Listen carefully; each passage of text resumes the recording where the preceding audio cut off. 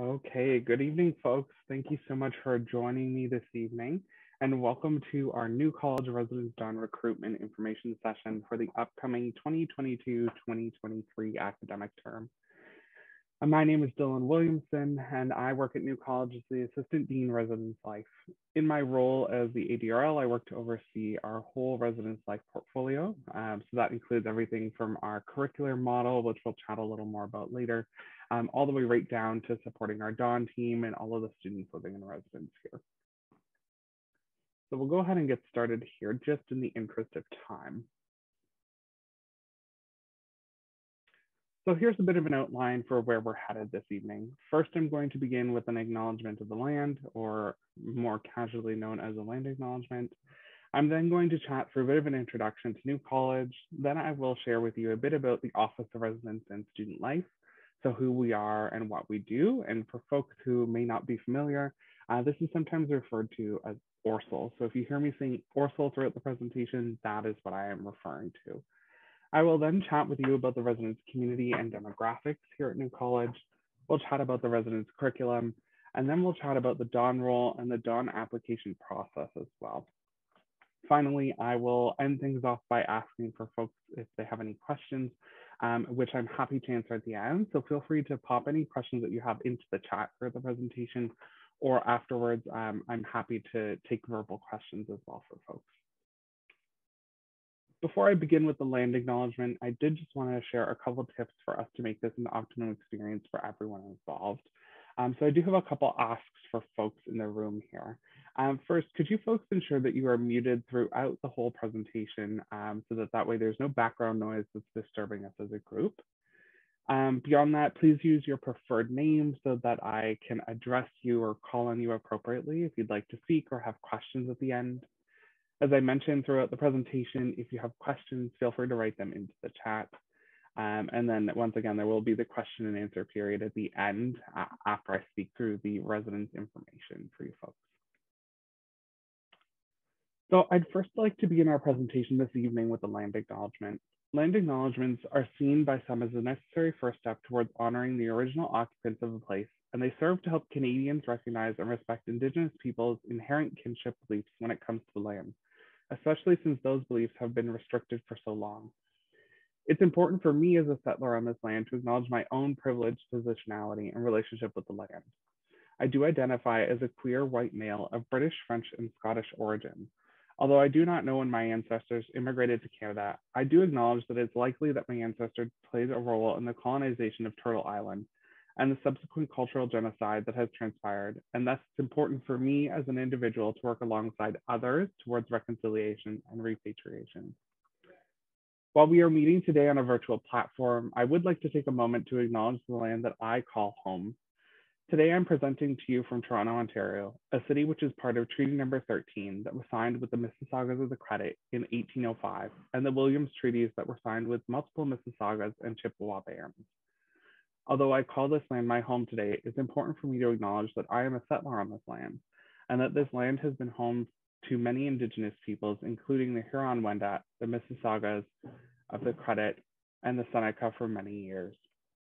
Not only has this land been home to many Indigenous peoples before me, but it continues to be the home for many First Nations, Inuit, and Métis people to this day. As a settler on this land, I express my sincerest gratitude to the Indigenous peoples, and I am so thankful to have the opportunity to live, learn, and work on this land. In acknowledging my own relationship with the land, I do so to affirm my commitment and responsibility in improving relationships between nations and improving my own understanding of local Indigenous peoples and cultures.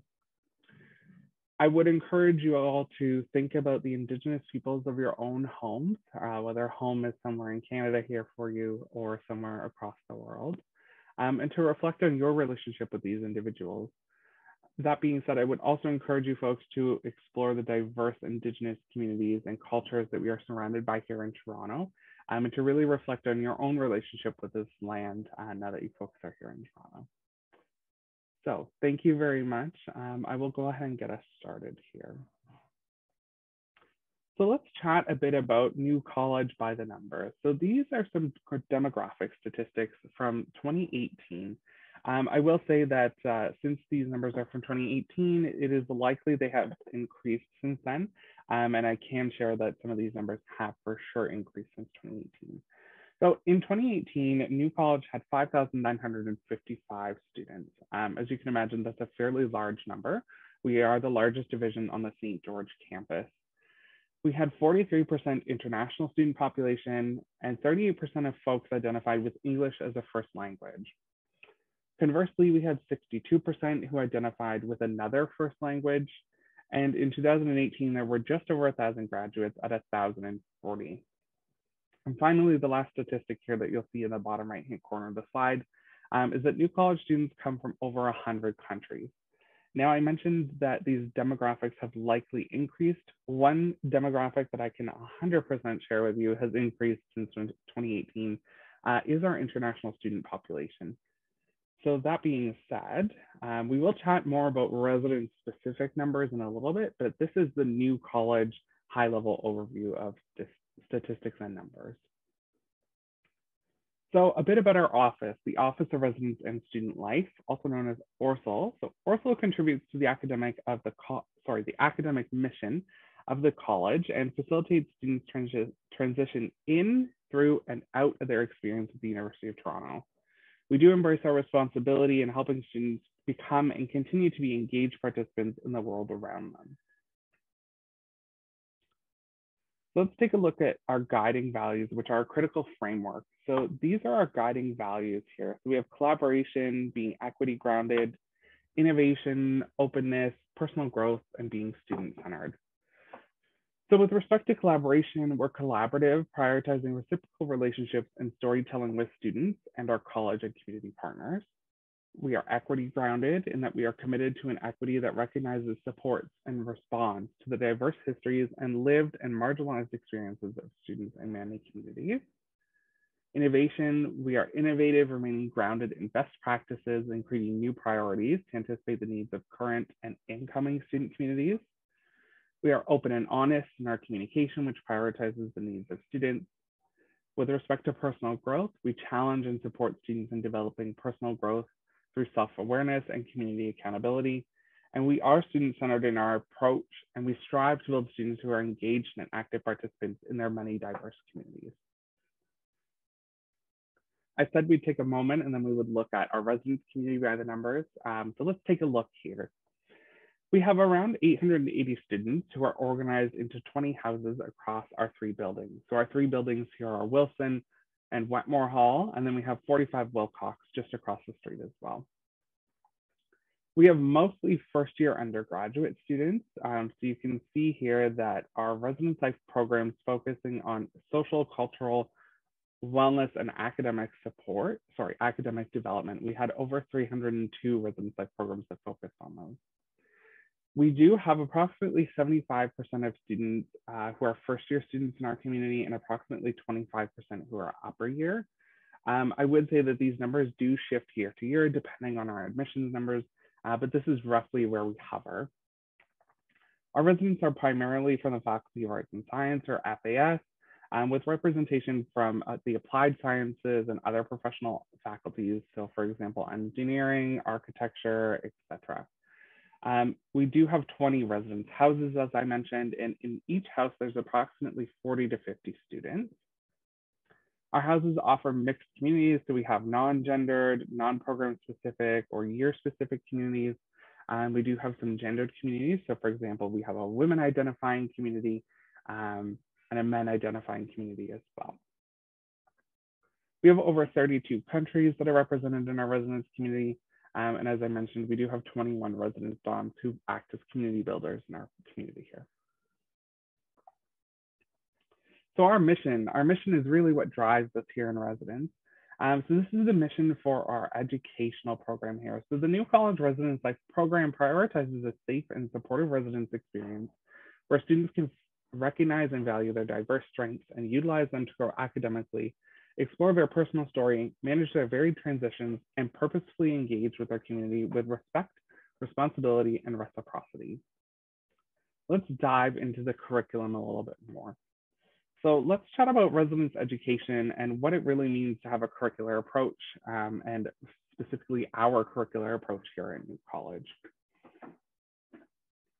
So we do use what we consider a curricular approach in residence. What this means is that we are really ensuring the learning and development of our students who are staying in residence and ensuring that learning happens not only in the classroom, but beyond it. We do this in an effort to prepare folks for their transition into university and their transition into residence, as well as the transition out of residence into what some might call the real world. That being said, our curriculum is based on these 4 pillars here that you'll see. So we have academic sustainability, personal and collective wellness, community responsibility and engagement, and purposeful transitions. So when we talk about academic sustainability, we're really talking about recognizing what you need, understanding resources available, and developing and applying healthy practices to sustain yourself academically.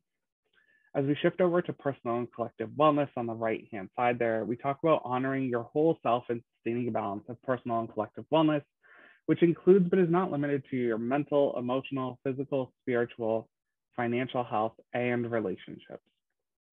As we shift to the bottom right corner, you have purposeful transitions. So this is really about understanding your multiple transitions to university and how you can adapt, cultivate interdependence, and communicate across cultural difference. And then finally, we have community responsibility and engagement in the bottom left corner, which is where we talk about understanding one's place within their community by honoring community standards and engaging in opportunities to support and lead their community. So in our residence community, we currently have 2 different student leader positions. So we have our residence dons, which we are speaking about tonight. And then we have our residence academic programmers as well. So as I previously mentioned, New College has 21 residence dons who live in each of our residence houses. Our residence don team is a group of trained upper year undergraduate or graduate students who live and work in residence and offer advice and support on academic, personal, and interpersonal concerns. They are student leaders who have training in communication and conflict resolution, para counseling and facilitation, as well as in first aid, CPR, fire safety, and nonviolent crisis intervention. Our dons are the folks who create and maintain a positive and supportive environment by promoting our community standards, providing students with access to campus resources, and creating and delivering social and educational programming for students in residence. I will say that our residence academic programmers are also upper year students who live in residence, and they work closely with the residence dons and the New College academic advisors to offer support, guidance, and mentorship to students in our community. They really focus their role on connecting residents with resources at New College, focusing more around academic success, cultural transition, health and wellness, and career preparedness. So let's chat a bit about the impact of the residence don role. Some folks are usually curious to know, what kind of impact can I have on students at New College in a residence don role? So these results here are based on the Residence Life Survey for the 2021-2022 academic year. This survey actually just closed a couple of weeks ago, so these results are hot off the press. You folks are the first ones seeing it. So of the folks that we surveyed, we had 89.8% of respondents say that they felt that their don made an effort to foster community in their house. 90% of students had at least one intentional conversation with their don about school and residence experiences. 90% felt comfortable approaching their don with a problem. 90% felt that their don was knowledgeable about campus resources. An astounding 97% felt that their don was a positive role model for their house residents. And 95% of students felt that their don made a good effort to get to know them. The final statistic in the bottom left-hand corner here is that 96% of students had dons offer to set up a one-on-one conversation with them, also known as an intentional conversation, about their school and residence experiences.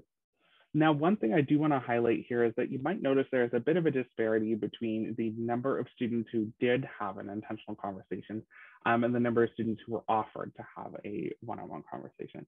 The disparity between the two, as you can imagine, it's just life in general. Sometimes life happens and, you would like to set up a one-on-one conversation, but you end up having to study and therefore, you can't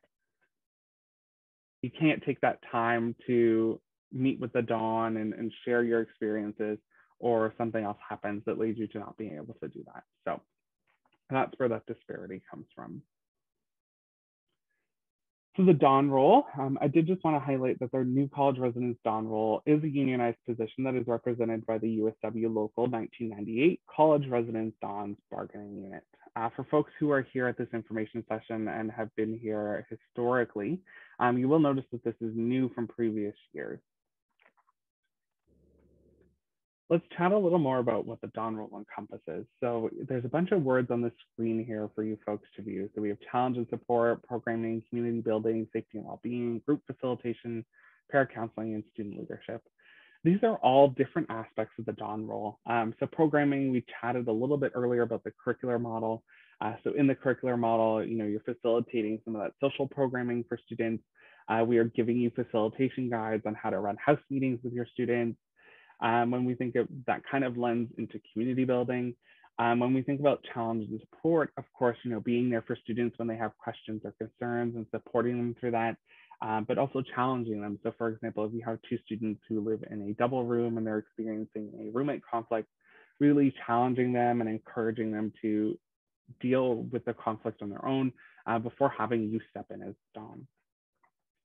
That kind of lends to para counseling, so advising your students. Safety and well-being is a very key one here. So when we talk about rounds a little later in the presentation, the purpose of rounds is really to ensure the safety and well-being of our students, and that's why we have a live-in staff here at New College. So let's take a closer look at some of the admission requirements to the residence Dawn role. So applicants must meet the minimum requirements to be a resident student at New College in order to apply for this position. This means that they must hold full-time registration in an undergraduate or graduate program for the 2022-2023 academic term at the University of Toronto St. George campus and be in good standing. This information may be verified as part of the application process. If an applicant is in the process of applying to a graduate program at the University of Toronto St. George campus, conditional offers will be made pending successful admission to their program and acceptance of that academic program offer. Residence Dawn applicants must be students who demonstrate significant leadership experience and maturity, and successful Residence Dawn applicants must commit to making residence their primary home for the 2022-2023 academic year. Now, I did mention the on-call component to the role, and this is something that a lot of folks have questions about. So I did just want to highlight a bit about the Dawn on duty part of the role, or the on-call component.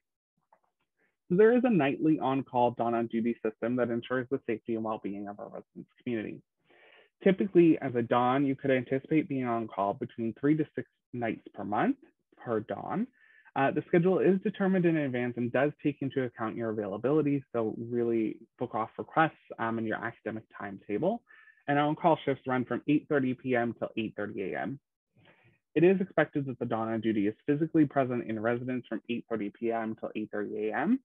And the Dawns on duty are required to respond to all calls during this time, no matter the time of the call.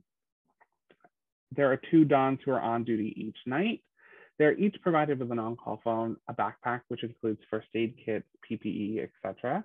And they must be in uniform. So whether that's in a Dawn jacket, a sweater, or a t-shirt, but some kind of identifying piece of clothing. And finally, the Dawns on duty are responsible for nightly residence rounds, response to calls, and comprehensive reporting, including shift reports and incident reports.